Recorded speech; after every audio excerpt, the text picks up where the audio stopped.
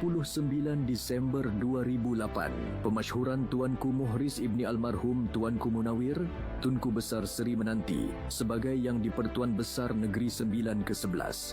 Pada hari ini dalam tahun 2008, Tuanku Muhriz Ibni Almarhum Tuanku Munawir, Tunku Besar Seri Menanti dimasyhurkan sebagai Duli Yang Maha Mulia, Yang di-Pertuan Besar Negeri Sembilan ke-11 di Balairong Seri, Istana Besar Seri Menanti, Kuala Pilah, Negeri Sembilan.